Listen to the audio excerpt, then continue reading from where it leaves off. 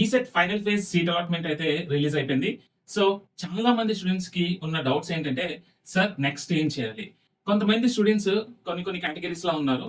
ఎలా అంటే కొంతమందికి సీట్ అలాట్ అవ్వలేదు, కొంతమందికి సీట్ అలాట్ అయ్యింది కానీ ఆ కాలేజ్ జాయిన్ అవ్వడం ఇష్టం లేదు. ఓకే, సో నెక్స్ట్ ఏం చేయాలని చాలా మంది సఫర్ అవుతున్నారు. సో మీ డౌట్స్ అన్నిటికీ ఈ వీడియోలో నేను క్లారిటీ ఇస్తాను. వీడియో స్కిప్ చేయకుండా పూర్తిగా చూడండి, మీకున్న డౌట్స్ అన్ని కూడా క్లారిఫై అయిపోతాయి. Okay, so first of all మీరు తెలుసుకోవాల్సింది ఏంటంటే, సీట్ వచ్చిన స్టూడెంట్స్ నెక్స్ట్ ఏం చేయాలి, సీట్ రాకపోతే ఏం చేయాలి, సీట్ వచ్చి కూడా ఆ కాలేజ్ మీకు నచ్చలేదు అంటే నెక్స్ట్ ఏం చేయాలో ఈ వీడియోలో క్లియర్ కట్ గా ఎక్స్ప్లెయిన్ చేస్తాను, చూడండి. సో ఫస్ట్ ఆఫ్ ఆల్, ఒకవేళ సీట్ అలాట్ అవ్వలేదు, ఓకే, మీకు ఇక్కడ 2 కేసెస్ ఉంటాయి. ఫస్ట్ కేసు ఏంటంటే, ఫస్ట్ ఫేజ్ లో సీట్ అలాట్ అవ్వలేదు, మీరు సెకండ్ ఫేజ్ కి వచ్చారు, సెకండ్ ఫేజ్ లో కూడా సీట్ అలాట్ అవ్వలేదు. సెకండ్ కేసు ఏంటంటే, మీకు ఫస్ట్ ఫేజ్ లో సీట్ అలాట్ అయింది, ఇప్పుడు సెకండ్ ఫేజ్ లో సీట్ అలాట్ జరగలేదు. ఓకే, సో ఫస్ట్ మనం ఫస్ట్ కేసు గురించి మాట్లాడదాం. ఫస్ట్ కేసు ఏంటి, మీరు ఫేజ్ 1 సీట్ అలాట్మెంట్ జరగలేదు, మీరు సెకండ్ ఫేజ్ అటెండ్ అయ్యారు, సెకండ్ ఫేజ్ లో కూడా సీట్ అలాట్మెంట్ జరగలేదు. సో నెక్స్ట్ ఏంటి అన్నది మీ క్వశ్చన్. సో నెక్స్ట్ ఏంటంటే, ఇదే ఫైనల్ ఫేజ్ కాబట్టి ఇంకొక ఫేజ్ అనేది ఉండదు. సో ఈసెట్ 2026 కన్వీనర్ కోటాలో ఇంకా మీకు సీట్ అలాట్మెంట్ అనేది లేదు. సో మీకున్న లాస్ట్ ఆప్షన్ ఏంటంటే, స్పాట్ అడ్మిషన్ లేదా ఏదైనా మీకు నచ్చిన ఇంజనీరింగ్ కాలేజ్కి వెళ్ళి మేనేజ్మెంట్ కోటా సీట్స్ ఏమైనా ఉన్నాయన్నది క్రాస్ చెక్ చేసుకోవాలి. ఓకే, నెక్స్ట్ కేస్ 2కి వచ్చేసరికి, మీకు ఫేజ్ 1 లో సీట్ అలాట్ అయింది, మీరు సెకండ్ ఫేజ్ కి అటెండ్ అయ్యారు కానీ సెకండ్ ఫేజ్ లో సీట్ అలాట్ అవ్వలేదు. ఇఫ్ ఇన్ కేస్ మీరు ఫేజ్ 1 అలాట్ అయిన కాలేజ్ కి రిపోర్ట్ చేస్తుంటే, నచ్చినా నచ్చకపోయినా ఫేజ్ 1 అలాట్ అయిన సీట్ తో కంటిన్యూ అయిపోండి, ఫీజు రీయింబర్స్మెంట్ ఇవన్నీ వస్తాయి. ఒకవేళ ఫేజ్ 1 లో అలాట్ అయిన సీట్ మీరు రిపోర్ట్ చేసి ఉండకపోతే ఆల్రెడీ అది క్యాన్సిల్ అయిపోయి ఉంటుంది. మీరు ఫేజ్ 2 లో కూడా మీకు సీట్ అలాట్ అవ్వలేదు కాబట్టి మీ దగ్గర కూడా సీట్ లేదు. మీరు కూడా ఏం చేయాలంటే స్పాట్ అడ్మిషన్ లేదా మేనేజ్మెంట్ కోటా కోసం ట్రై చేయడమే.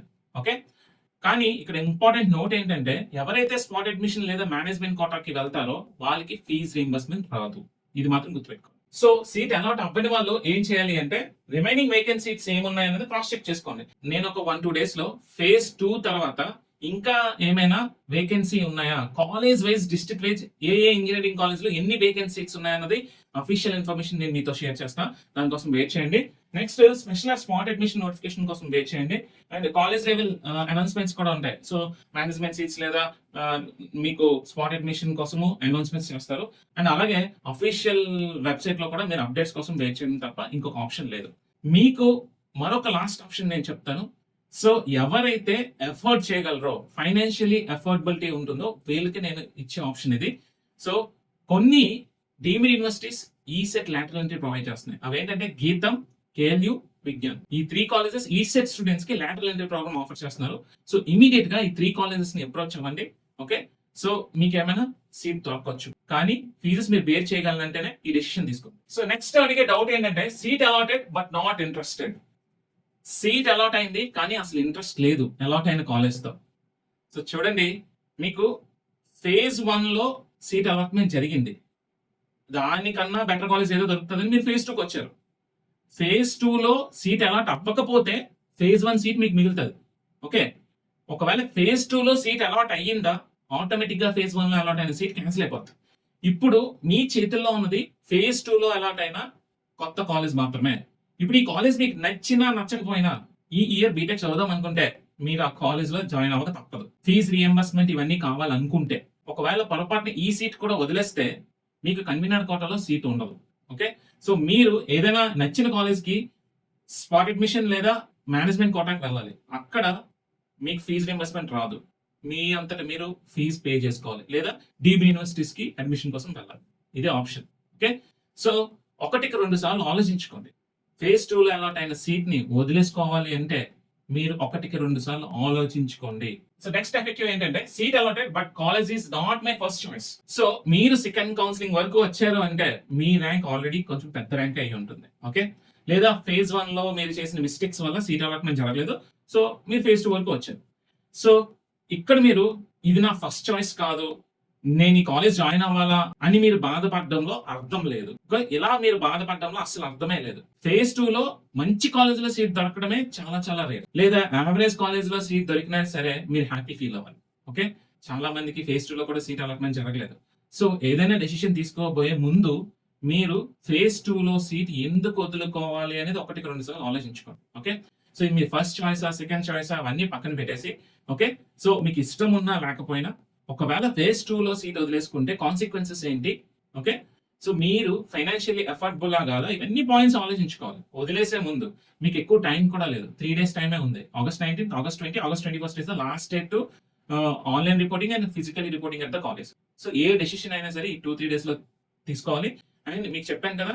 Spot admission, management quota and deemed universities. ఈ 3 ఆప్షన్స్‌ని as early as possible try చేసేసి అక్కడ ఏమీ ఛాన్స్ లేదు అంటే మీకు సెకండ్ ఫేజ్‌లో అలాట్ అయిన కాలేజ్ నచ్చినా నచ్చకపోయినా కంటిన్యూ అయిపోవడమే బెటర్. ఎందుకంటే టైమ్ ఈజ్ మనీ. అన్నెసెసరీ మీరు టైం వేస్ట్ చేసారా మళ్ళీ ఇంకొక ఇయర్ వెయిట్ చేయాల్సి ఉంటుంది. సో దీన్ని బట్టి మీరు ఆలోచించుకోండి. సెకండ్ ఫేజ్ లో అలాట్ అయిన సీట్ వదిలేయడమా లేకపోతే కంటిన్యూ అయిపోవడమా? Decision is yours. So next effective ఏంటంటే, do I need to report to college? Yes my dear students, మీరు ఖచ్చితంగా సెకండ్ ఫేజ్ లో సీట్ అలాట్మెంట్ అయ్యి ఉంటే మీరు ఖచ్చితంగా కాలేజ్కి వెళ్ళి రిపోర్ట్ చేయాలి. ఓకే.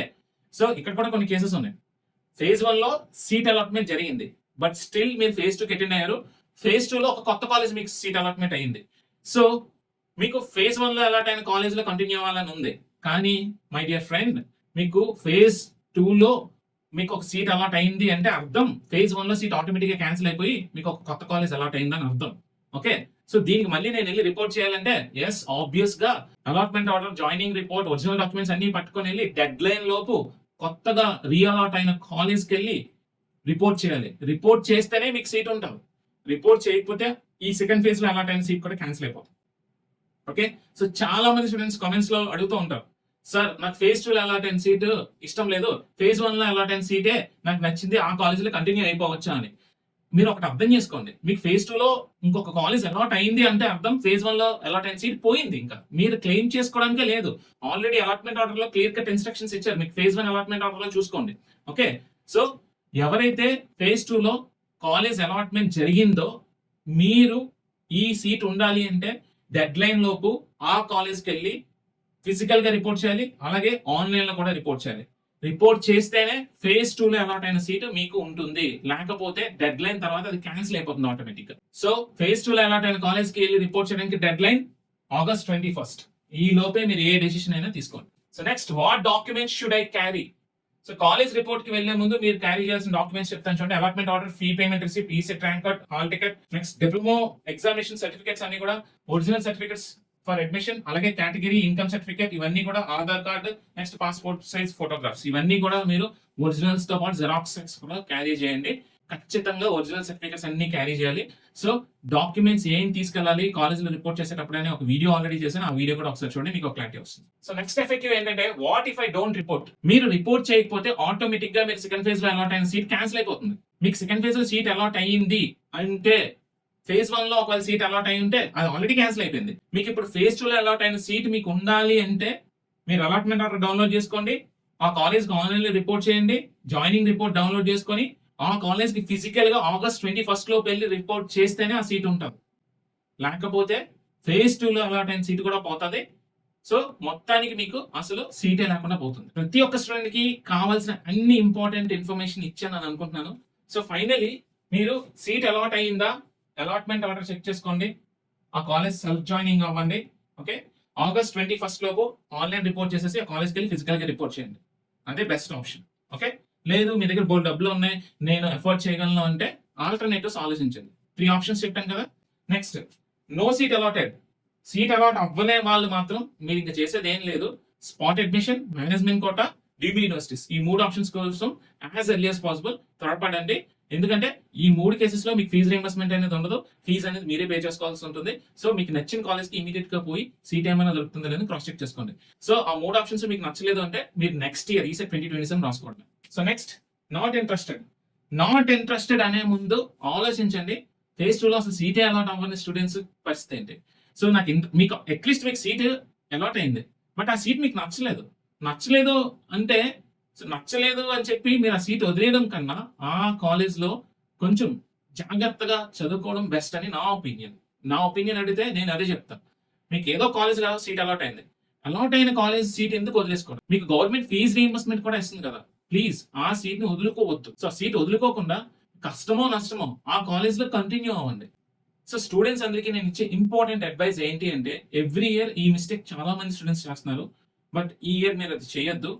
మీకు సెకండ్ ఫేజ్ లో సీట్ అలాట్ అయింది, మీకు అస్సలు ఇష్టం లేదు ఆ కాలేజ్ జాయిన్ అవ్వడం, బలవంతంగా జాయిన్ అయ్యి రేపు పొద్దున్న మీరు ఆ కాలేజ్ డిస్కంటిన్యూ చేద్దాం అనుకుంటే మీరు కొన్ని కాన్సిక్వెన్సెస్ ఫేస్ చేయాల్సి ఉంటుంది.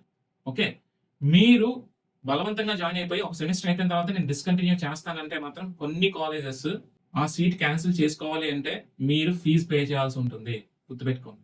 ఓకే, సో దాని బదులు మీకు అస్సలు ఇష్టం లేదు, ఇంకా నేను జాయిన్ అవడం అనేది థాటే లేదు అంటే మాత్రం బెటర్ సెకండ్ ఫేజ్ లో అలాట్ అయిన కాలేజ్ ని వదిలేసుకోండి. హోప్ మీ అందరికీ కూడా ఈసారి సెకండ్ ఫేజ్ కౌన్సిలింగ్ సంబంధించిన డౌట్స్ అన్ని కూడా క్లారిఫై అయిపోయి అనుకుంటున్నాను.